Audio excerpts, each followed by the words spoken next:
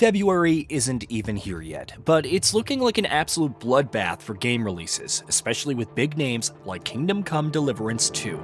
It launches on February 4th for Xbox Series X and S, PS5, and PC, continuing the journey of Henry of Skalitz in 15th century Bohemia.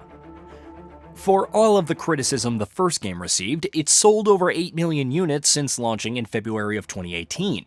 Fortunately, the development team has received a lot of feedback, resulting in numerous changes and improvements.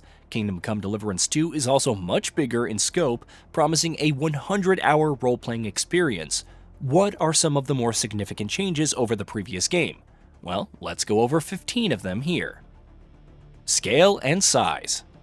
The biggest difference between Kingdom Come Deliverance 1 and 2 is the world size that is way bigger than the first game. Global PR manager Tobias Stolz-Willing confirmed to IGN that there are now 2 maps with the overall scale of each being in line with the first games.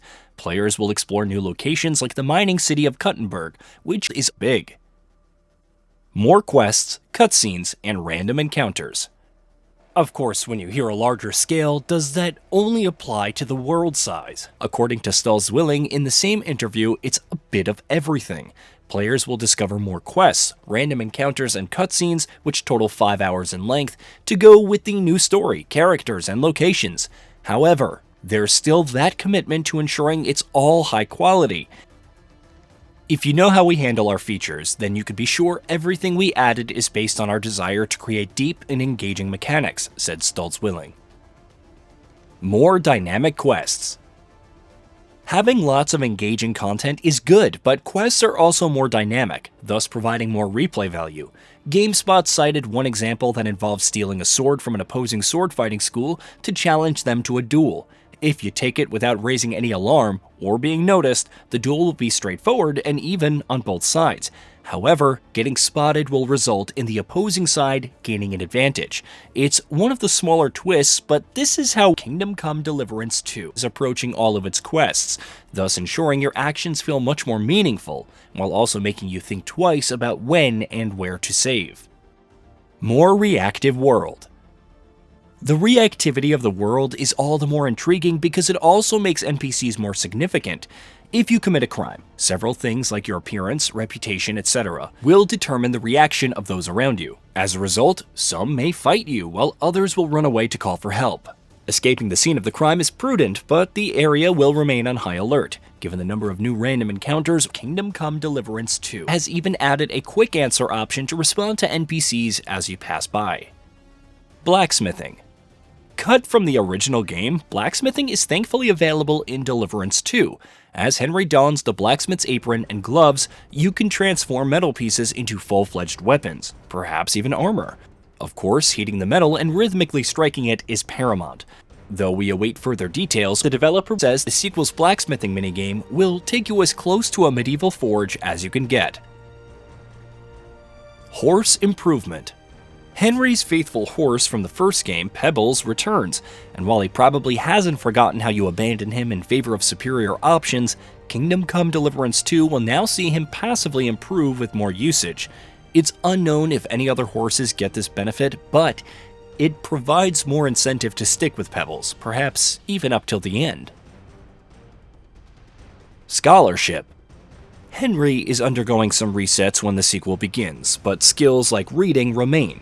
Interestingly, Kingdom Come Deliverance 2 is expanding on this with the Scholarship, a new stat which can influence interactions and skills alike.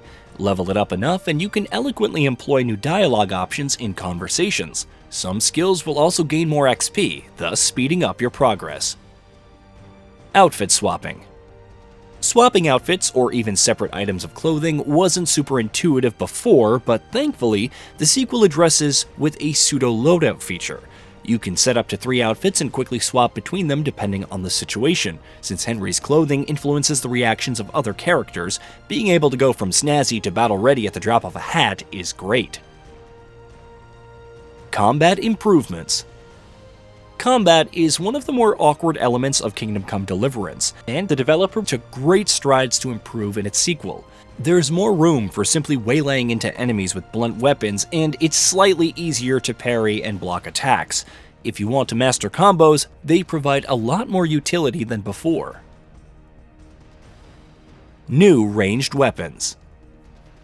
While the usual swords, shields, axes, and whatnot return from the original Kingdom Come Deliverance 2 provides more ranged options to play with, there's new crossbow and even firearms, though it's more of a rare super weapon instead of commonplace. Unique styles with weapons.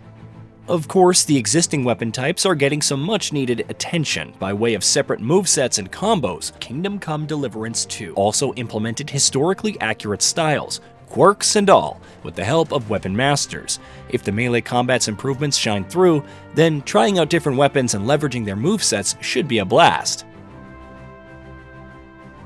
Battlecries. A new combat element, as revealed by IGN, is the ability to taunt and execute battle cries. These will throw enemies off, though it's often better to do so after jumping into the fray and dealing some damage. You can also unlock perks to make them more potent. Cry engine, but different. While more and more developers opt for Unreal Engine 5, Kingdom Come Deliverance 2 is sticking with CryEngine. Much like the first game, global PR manager Tobias Stolzwilling explained to WCCF Tech that its internal pipelines are built around it, which makes sense. However, much like the first game, it's been adjusted heavily to fit the developer's needs, with the result being something that wouldn't necessarily be classified as CryEngine. Easier to save progress. Sort of. One of the more controversial gameplay elements, drinking a potion called Remedium Savigamium to save your progress, unfortunately returns in Deliverance 2. However, Kingdom Come Deliverance 2 recognizes the friction it can cause and confirmed to GameSpot last August that it's somewhat easier to acquire. How common will it be? We don't know, but its implementation is still about living with the consequences of your action. Avoiding a buggy launch. If there's anything that most players of Kingdom Come Deliverance will remember about its launch, it's the bugs. The developer took several weeks to ultimately patch it into a playable state, a scenario it wants to avoid with Deliverance 2. Stolzwilling told GameSpot that performance-wise, he thinks it's absolutely rock solid, but there are bugs to resolve, hence the delay. You can't launch a 100-hour RPG like this without some, but the fact that the developer wants to avoid a repeat of the original's launch is notable. Hey, did you know that we at Gaming Bolt upload new videos every day? Stick around, drop a like, subscribe, and hit that bell. And let us know what kind of content you'd like to see in the future with a comment below.